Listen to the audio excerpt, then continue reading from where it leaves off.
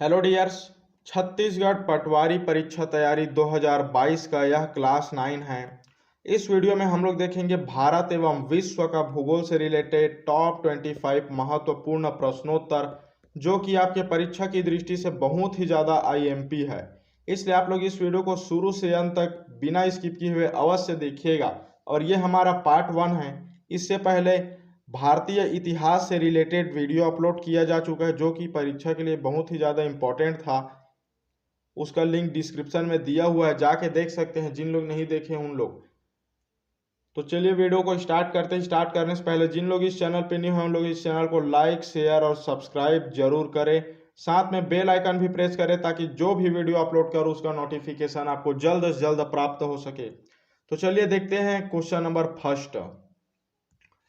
निम्नलिखित में से कौन सी एक व्यवसायी फसल है? तो व्यवसायी फसल किसको बोला जाता है? वह फसल जिसका उपयोग व्यापार के उद्देश्य से किया जाता है व्यवसायी फसल कहलाता है।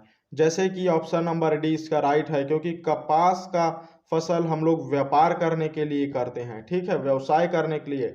और जो गेहूं, धान, मक्का है ये किसके लिए किया जाता है? तो ये खाद्य के लिए किया जाता है। तो ये खाद्य फसल की श्रेणी में आएगा, ठीक है। इस प्रकार इसका right answer option number D है। नेक्स्ट देखते हैं क्वेश्चन नंबर 2। महानदी और गोदावरी नदी के डेल्टा खालिस्तान मृदा में समृद्ध है। तो जो महानदी और गोदावरी नदी है इसके डेल्टा में सबसे ज्यादा मात्रा में, प्रचुर मात्रा में जलोढ़ मिट्टी पाया जाता है, ठीक है, जलोढ़ मिट्टी। याद रखिएगा, बहुत ही ज्यादा इंपॉर्टेंट क्वेश्चन है। महानदी और गोदावरी नदी ये कौन से महासागर में या समुद्र में जाकर गिरता है? तो इसका आंसर है बंगाल की खाड़ी में। ये भी याद रखिएगा कि ये है बंगाल की खाड़ी में जाकर मिलता है। और जो देश है हमारा भारत देश, इसका 43% हिस्सा कौन सा है? तो इसका जो महानदी और गोदावरी नदी है वो हिस्सा कवर करता है, ठीक। और देखिए जलोढ़ मिट्टी, जो नए जलोढ़ मिट्टी है उसको क्या बोला जाता है? खादर बोला जाता है। ये भी इंपॉर्टेंट है। पुराने जलोढ़ मिट्टी को क्या बोला जाता है? इसको बोला जाता है भांगर, ठीक है, भांगर इसी को ही बोला जाता है। आप लोग 10th क्लास में इसको पढ़ चुके हैं, ठीक।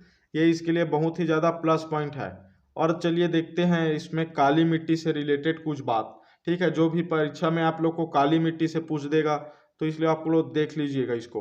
तो इसका जो रेगुर मृदा बोला जाता है, ठीक है, काली मिट्टी को रेगुर मृदा, ठीक।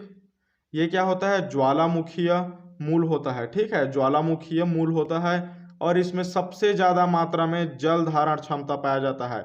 जल शोषण क्षमता मतलब जल धारण क्षमता ये सबसे ज्यादा मात्रा में पाया जाता है, तो काली मिट्टी में पाया जाता है। और ये किस खेती के लिए है? तो कपास की खेती के लिए सबसे ज्यादा उपयोगी है, तो वो है काली मिट्टी, ठीक है। इस प्रकार ये काली मिट्टी का ये जो चारों है प्लस पॉइंट है। अब देख लेते हैं इसी प्रकार शुष्क मिट्टी का। तो शुष्क मिट्टी आर्द्र शुष्क जहाँ पाया जाता है वहाँ सबसे अधिक मात्रा में होता है, ठीक है। आर्द्र शुष्क याद रखिएगा ना, शुष्क नहीं, केवल आर्द्र शुष्क है, ठीक। शुष्क में भी पाया जाता है लेकिन वहाँ उतना ज़्यादा मात्रा में नहीं पाया जाता, ठीक है। शुष्क एरिया को ही अधिकतर, लेकिन शुष्क मृदा क्षेत्र भी बोल सकते हैं हम लोग। अब देखिए इसमें सबसे ज़्यादा मात्रा में लवण पाया जाता है। जो लवण क्षमता है वो सबसे अधिक मात्रा में होता है। और ये जौ, बाजरा, ठीक है, जौ और बाजरा के लिए सबसे ज़्यादा प्रयुक्त होने वाला है, ठीक। मतलब इस जो मिट्टी में जौ और बाजरा का खेती है वो सबसे ज़्यादा मात्रा में होने वाला है। अब देखते हैं नेक्स्ट क्वेश्चन, मतलब इसका जो ऑप्शन नंबर सी है जंगली मिट्टी। तो इसका जो मेन प्लस पॉइंट है, इसमें सबसे ज़्यादा मात्रा में खेती किया जाता है, तो चाय का खेती किया जाता है। इससे आप लोग को पता चल गया होगा कि जंगली मृदा किधर को बोला जाता है। तो भारत की उत्तर पूर्वी, जिधर हिमालय और मेघालय है उस साइड में जंगली मृदा पाया जाता है, जिसमें चाय का खेती सबसे ज़्यादा मात्रा में होता है, याद रखिएगा, ठीक है। और देखिए ये जो है ये किधर, कर्नाटक केरल में भी पाया जाता है, कर्नाटक केरल में। और इसका जो मेन रीजन है वो देखिए मेघालय, असम, कर्नाटक और केरल, यहाँ क्या होता है? सबसे ज्यादा वर्षा होता है, ठीक है। असम, मेघालय का मासिनराम में सबसे ज्यादा वर्षा होता है। तो ये जो जंगली मृदा है सबसे ज्यादा वर्षा वाले क्षेत्र में पाया जाता है, ठीक। और इस मृदा में अम्लीय प्रवृत्ति सबसे ज्यादा होता है, अम्लीय प्रवृत्ति याद रखिएगा। तो चलिए इस प्रकार इसका जो डिटेल है ये आप लोग अच्छे से देख लीजिएगा। नोट बना रहे होंगे उन लोग नोट से बना के इसको याद रखिएगा जो बताया हूँ उसको। देखते हैं क्वेश्चन नंबर 3। कोल्लेरू झील खालिस्तान के बीच स्थित है। इसको बताने से पहले आप लोग को ये बता दूं कि इस चैनल में मेंबरशिप चालू हो गया है। जिन लोग मेंबरशिप का सब्सक्रिप्शन नहीं लिए हैं उन लोग ले सकते हैं। 59 रुपये पर मंथ है, ठीक है। इसमें आप लोग को टेस्ट सीरीज प्रोवाइड कराया जाएगा जो केवल मेंबरशिप के लिए है, ठीक है। 59 रुपये है पर मंथ, ठीक। इसमें टेस्ट सीरीज जल्द से जल्द चालू होगा, इसलिए जिन लोग नहीं जुड़े उन लोग जुड़ जाइए। 18 तारीख से टेस्ट सीरीज इसमें अपलोड होना चालू हो जाएगा जो कि ओनली मेंबर के लिए ही रहेगा, ठीक। तो इसका जो राइट आंसर है वो है बी, गोदावरी और कृष्णा नदी, ठीक है। ऑप्शन नंबर बी इसका राइट आंसर है। अब देख लीजिए कि जो गोदावरी और कृष्णा नदी ये सब कहाँ है, तो ये है आंध्र प्रदेश में, ठीक है। जो गोदावरी और कृष्णा नदी है ये है आंध्र प्रदेश में, ठीक। और जो कोल्लेरू झील है इसको क्या बोला जाता है, ये भारत देश का सबसे बड़ा मीठे पानी का झील है। याद रखिएगा, मीठे पानी का झील सबसे बड़ा तो वो है कोल्लेरू झील, जहां सबसे ज्यादा मात्रा में प्रवासी पक्षी आया जाता है, ठीक। प्रवासी पक्षी आती है प्रजनन करने के लिए, जिसमें से मेन है जैसे कि साइबेरियन हो गया, ठीक है। साइबेरियन पक्षी है, ठीक है। इबिस पक्षी है, ठीक। और पेट्रेट पक्षी है, पेट्रेट स्टार का, ये तो आप लोग जानते होंगे, बहुत ज़्यादा फेमस पक्षी है, ठीक है। और जैसे पेलिकन है, ये भी बहुत ज़्यादा फेमस पक्षी है, जो कि अपने प्रजनन के लिए कौन सा झील आती है, तो भारत देश का सबसे बड़ा मीठे पानी का झील कोल्लेरू झील में आती है, ठीक। ये इसका प्लस पॉइंट है, याद रखिएगा। और ये सबसे ज़्यादा सुरक्षित प्रजनन क्षेत्र में आता है, ठीक है।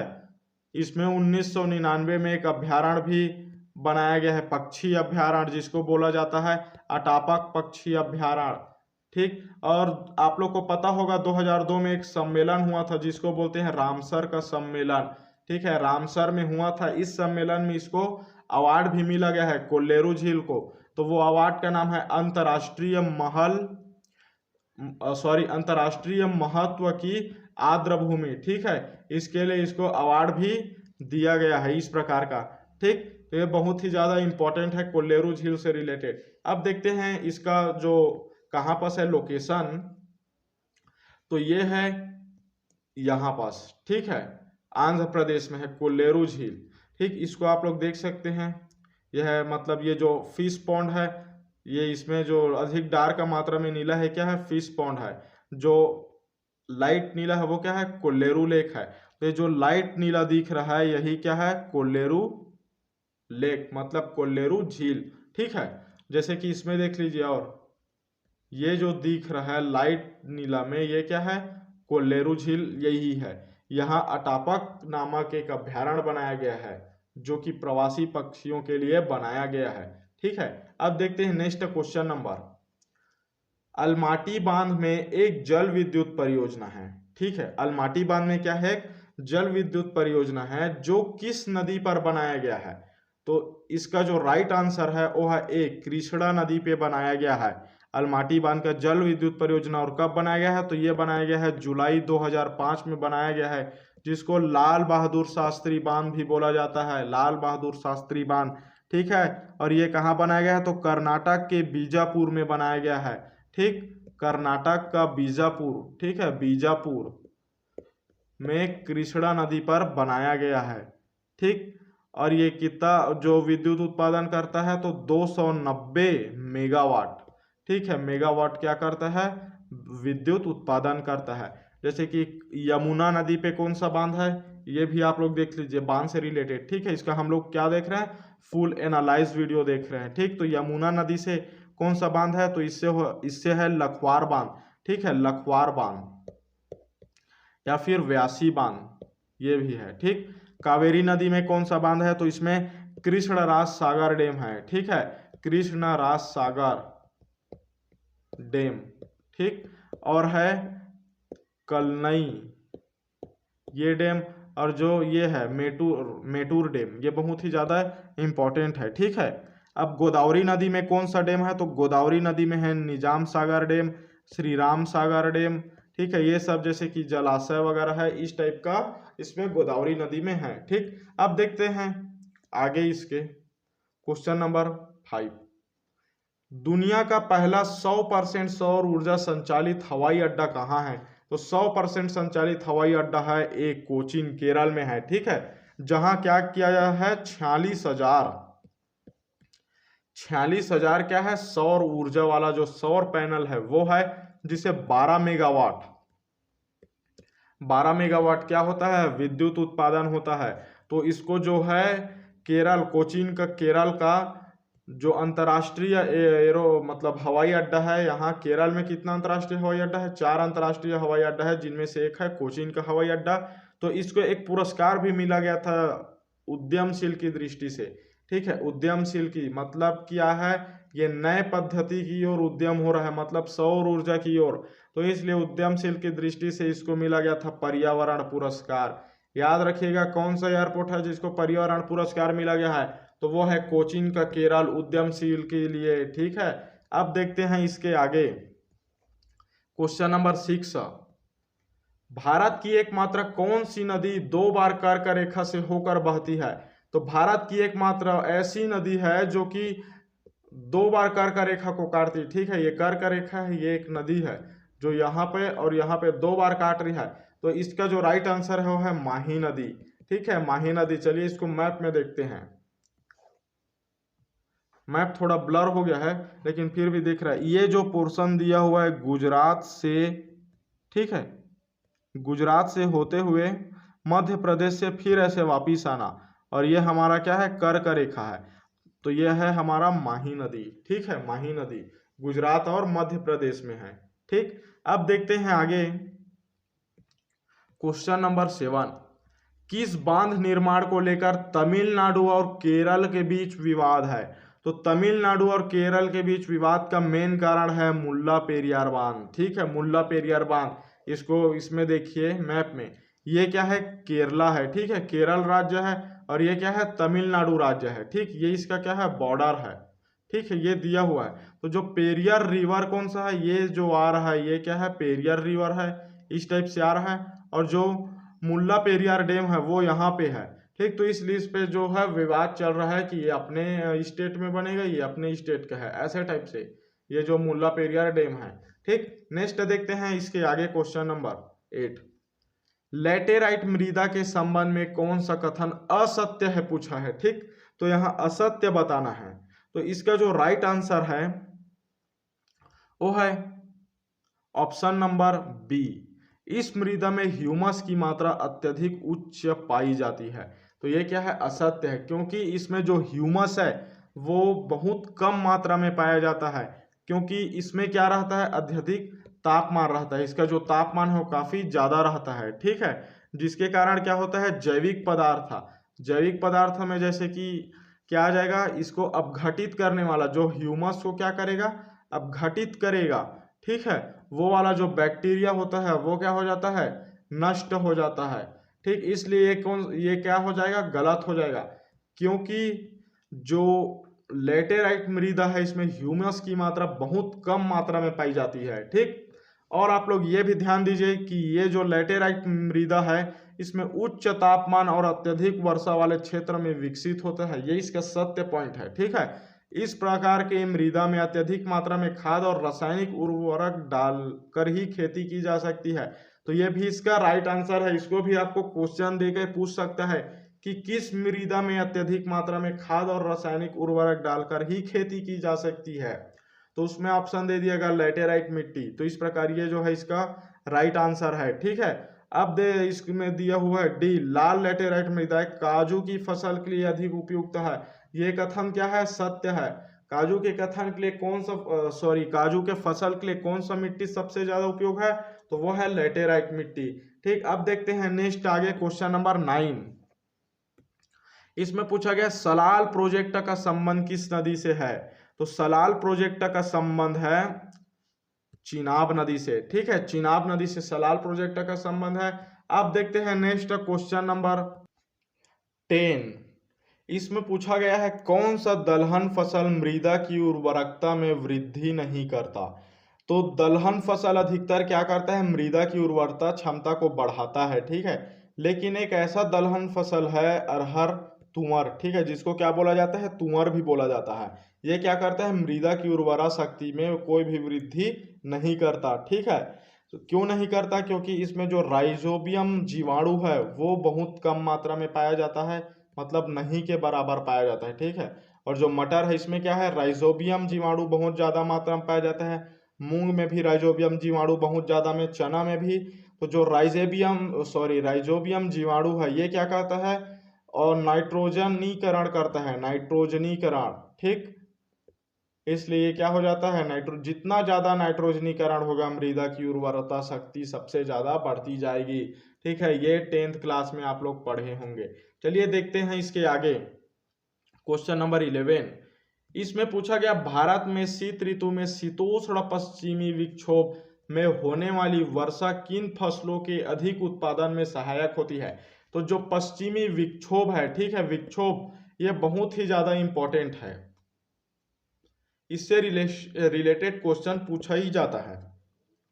इसका जो फुल एनालाइज पार्ट है वो मैं अपलोड कर चुका हूं बहुत पहले से, इस चैनल के आप लोग प्ले लिस्ट में जाके देख सकते हैं, या इसका लिंक नीचे डिस्क्रिप्शन में दे दिया रहूंगा, आप लोग वहां से देख सकते हैं, जिसमें मैं पश्चिमी विक्षोभ का पूरा डिटेल एनालाइज किया हुआ हूं।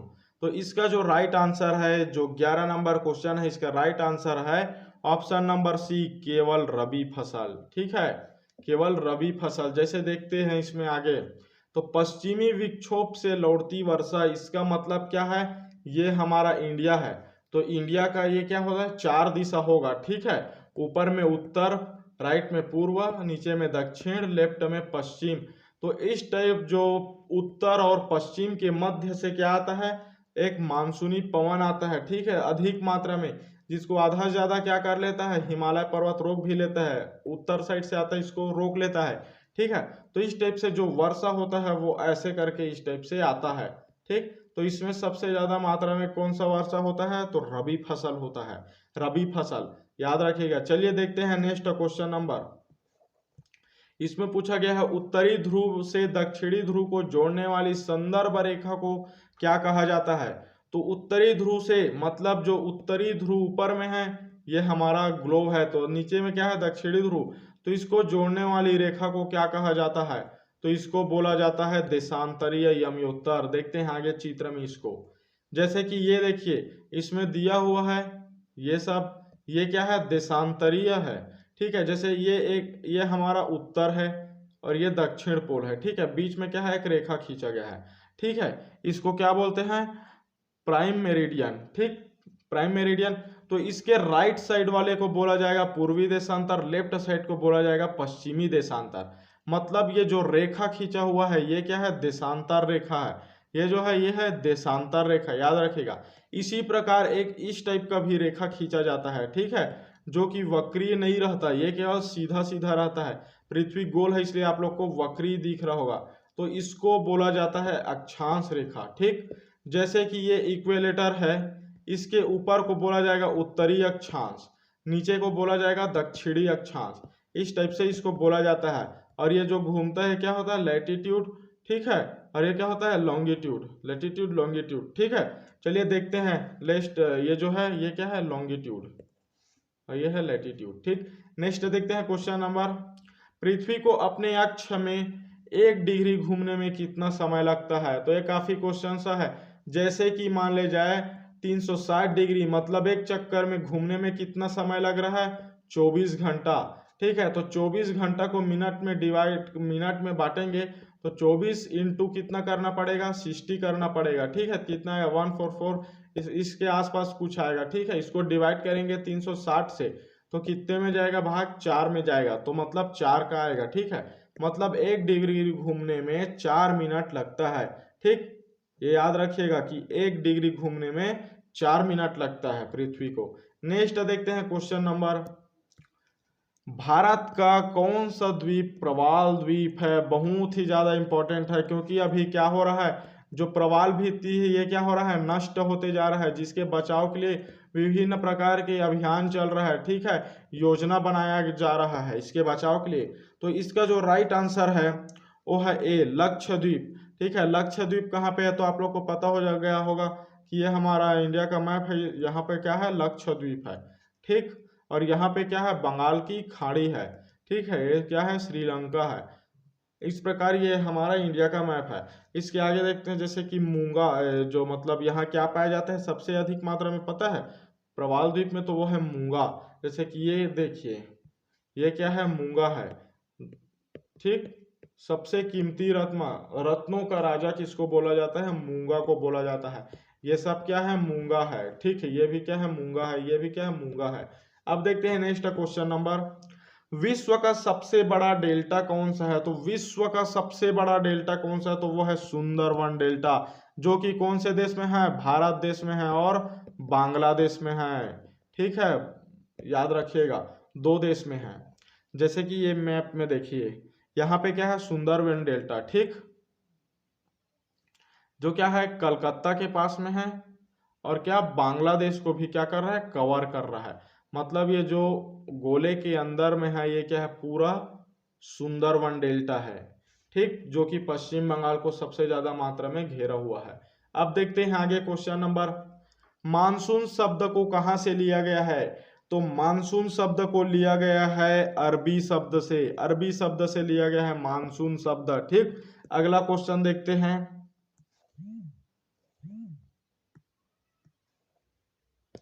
प्रेरी घास का मैदान कहाँ है। तो प्रेरी घास का मैदान बहुत ही ज्यादा इंपॉर्टेंट है, इसको काफी क्वेश्चन में पूछा भी गया था। तो इसका जो राइट आंसर है उत्तरी अमेरिका। आगे देखते हैं घास से रिलेटेड कुछ, जैसे कि ये उत्तरी अमेरिका है, इसमें कौन सा घास पाया जाता है तो प्रेरी घास। और ये जो क्या है, एशिया है। ठीक है, ये मडाइवर मतलब जो मिडिल एशिया है, इसमें क्या पाया जाता है, स्टेपी पाया जाता है। घास के मैदान को क्या बोलेंगे, स्टेपी बोलेंगे। और उत्तरी अमेरिका घास के मैदान को बोलेंगे प्रेरी। उसी प्रकार ये जो दक्षिणी अमेरिका में दिया है, लानौज, सेल्वास, कैंपोस, और जो दक्षिणी अमेरिका में घास का मैदान है, इसको क्या बोला जाएगा, पंपाज। ठीक है, ये शीतोष्ण कटिबंधीय घास भूमि है। और जो लाल कलर में है, रेड कलर में, वो उष्ण कटिबंधीय घास भूमि है। ठीक, यहाँ पाया जाता है वेल्ड, सवाना, ठीक है, डाउन्स, इस प्रकार का ये पाया जाता है। ठीक, अब देखते हैं आगे नेक्स्ट क्वेश्चन नंबर 18, निम्नलिखित में से कौन सा विश्व का सबसे ऊंचा पठार है। तो विश्व का सबसे ऊंचा पठार है पामीर का पठार, ये इसका राइट आंसर है, बहुत ही ज्यादा इंपॉर्टेंट है। इसके मैप में देखते हैं, जैसे कि पामीर का पठार कहाँ पे है, तो ये हमारा भारत देश का मैप है, यहीं पे क्या है, पामीर का पठार है। ठीक है, मतलब ये भारत देश आधा छूट जाता है। ठीक, जैसे कि इसमें कौन कौन सा आएगा, तो जो तजाकिस्तान है ये सबसे ज्यादा मात्रा में आएगा, चाइना आएगा। ठीक है, अफगानिस्तान का हिस्सा आ रहा है। इस प्रकार ये क्या है, जो है ये पामीर का पठार है, सबसे बड़ा पठार। अब देखते हैं पठार किसको बोलते हैं। ये तो आप लोग को पता होगा कि आसपास के भूभाग से ऊपर उठे हुए समतल भूभाग को क्या बोला जाता है, पठार बोला जाता है। ठीक, नेक्स्ट देखते हैं क्वेश्चन नंबर, रेड क्लिफ रेखा किन दो देशों के बीच की सीमा रेखा है। तो जो रेड क्लिफ रेखा है ये किसके नाम पे पड़ा है, तो जो रेड क्लिफ उस टाइम के वायसराय थे। ठीक है, रेड क्लिफ उस टाइम के क्या थे, वायसराय थे, जो अपने नाम पे क्या रख दिया, रेड क्लिफ रेखा रख दिया। भारत और पाकिस्तान के बीच खींचा गया है। ठीक है, मैप में इसको देखते हैं हम लोग, तो ये जो है ये खींचा गया है, ये क्या है, रेड क्लिफ रेखा है यही।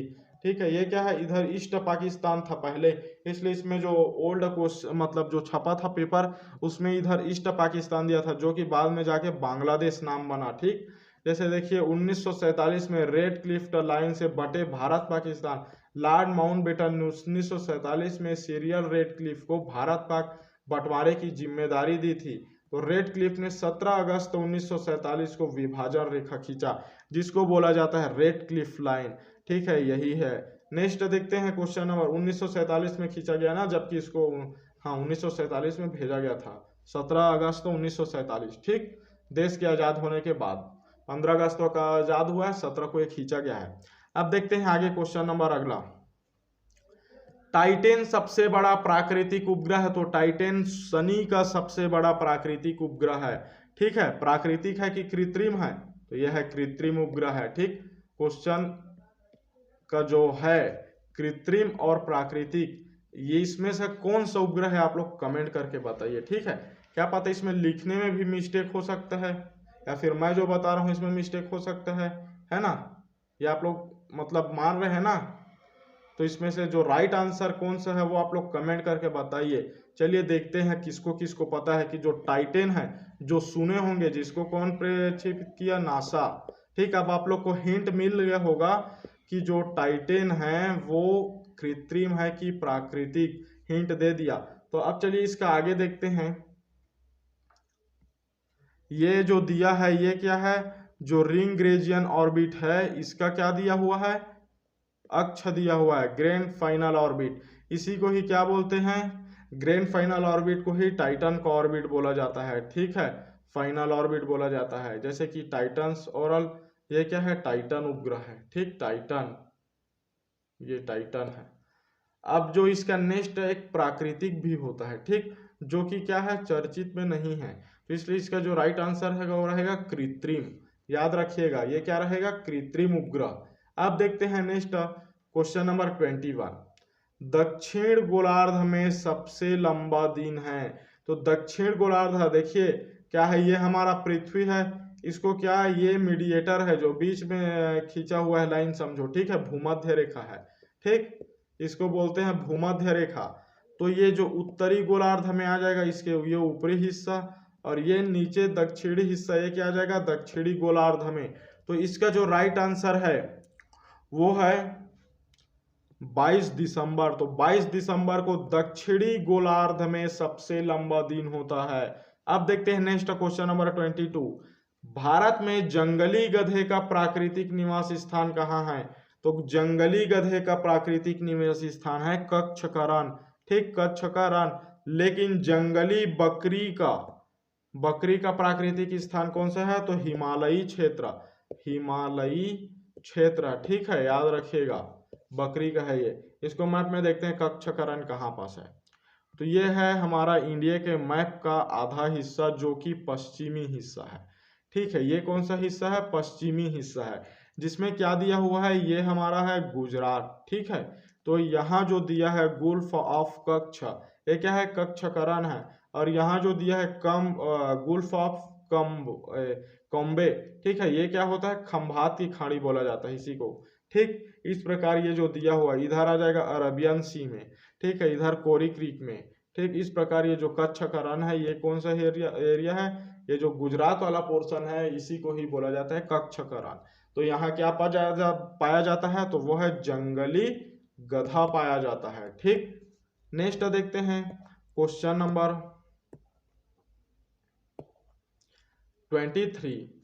प्रदीप्त वृत्ति किसे कहते हैं, तो प्रदीप्त वृत्ति ग्लोब पर वह स्थिति जो दिन तथा रात को विभाजित करता है उसको बोला जाता है प्रदीप्त वृत्ति। ठीक, मैप में देखिए इसको, जैसे कि क्या बोला जाता है, ये एक्सिस है। ठीक है, इस प्रकार का ये घूम रहा है, ये क्या प्रदीप्त वृत्ति में घूम रहा है, जो कि एक डे और एक नाइट को, मतलब डे और नाइट को क्या कर रहा है, डिनोट कर रहा है।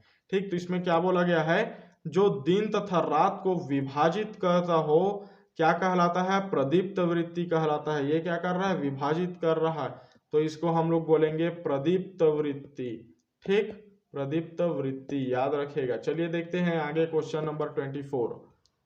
नीचे दिए गए कथनों को ध्यान पूर्वक पढ़िए। तो नीचे में कथन दिया हुआ, इसको पढ़िए। भारतीय प्लेट गोंडवाना प्लेट से अलग होने के बाद दक्षिण की ओर प्रवाहित हुई। ठीक है, जो भारतीय प्लेट है गोंडवाना प्लेट से अलग होने के बाद दक्षिण की ओर प्रवाहित हुई। दूसरा दिया हुआ है भारतीय प्लेट और यूरेशिया प्लेट के टक्कर के परिणाम स्वरूप हिमालय पर्वत का विकास हुआ। तो इसका जो राइट आंसर है वो है ऑप्शन नंबर 2, केवल 2। ठीक है, केवल 2, क्योंकि देखिए इसको आगे चलिए हम लोग देखेंगे मैप में। ठीक है, मैप में समझाता हूं आगे इसको। इसमें दिया हुआ है अलग अलग प्लेट। ठीक है, जैसे कि इसमें दिया हुआ है, ये क्या है, south American plate, African plate, ठीक है, north American plate, Eurasian plate, और क्या है अरबियन प्लेट, और ठीक है इंडो ऑस्ट्रेलियन प्लेट, अंटार्कटिका ये प्लेट है, ठीक है पैसिफिक प्लेटू है। ये इस टाइप का दिया हुआ है। ठीक, तो इसमें जो दिया हुआ है ऑप्शन नंबर 2 बोला गया है, भारतीय प्लेट और यूरेशिया प्लेट के टक्कर के परिणाम स्वरूप हिमालय पर्वत का विकास हुआ है। ठीक, जो पहले में दिया था भारतीय प्लेट गोंडवाना प्लेट से, ये क्या है क्रॉस है, ऑप्शन नंबर 20 का राइट है। तो इसमें देखिए जो प्लेट है ये भारतीय प्लेट है। ठीक है, ये जो दिया हुआ है भारत देश का नक्शा भारतीय प्लेट है, पहले वो इस साइड में होता था। ठीक है, जो गोला है यहाँ होता था, तो ये धीरे धीरे क्या किया गया, ये यूरेशिया की ओर बढ़ते गया। ठीक है, इस प्रकार बढ़ते गया, तब जाके यहाँ यूरेशिया का प्लेट था। ठीक है, तो इसमें क्या हो गया, ये टकरा गया। तो जब दो प्लेट आपस में टकराएंगे तो ये जो बीच का भाग है ये क्या हो जाएगा, आपस में ऊपर उड़ जाएगा। ठीक, जब दो प्लेट, आप लोग इमेजिन कर सकते हैं कि दो किसी भी चीज टकराएगा तो ये क्या हो जाएगा, आपस में ऊपर उड़ जाएगा। इसी तरह से जो हिमालय पर्वत है उसका विकास हुआ है। ठीक, मतलब भारतीय प्लेट का यूरेशियन प्लेट से टकराने के बाद एक धरातल है जो अपने आप में विशालतम रूप इतना बड़ा ऊपर उठ गया, उसी को ही बोला जाता है हिमालय पर्वत। ठीक, ये इस प्रकार से दिया हुआ है।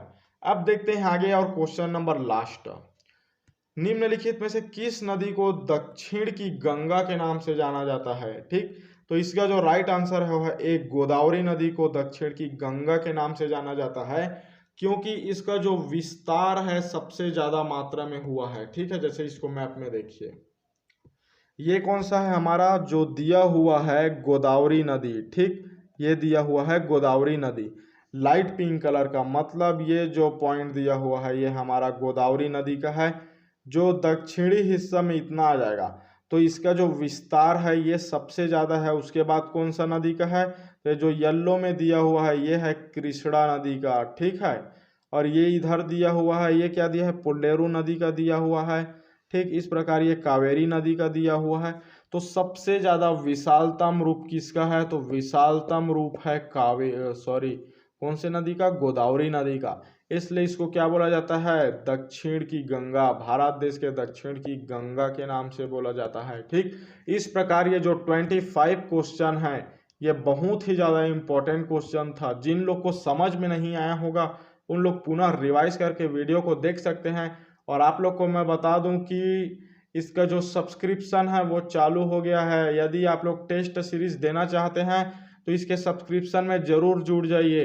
ठीक है, टेस्ट सीरीज इतने कम प्राइस में। ठीक, चलिए देखते हैं नेक्स्ट क्वेश्चन, मतलब इसका जो अब आगे वाला जो एपिसोड आएगा पार्ट 2 उसको देखेंगे। ठीक है, नेक्स्ट एपिसोड में मिलते हैं, नेक्स्ट एपिसोड में।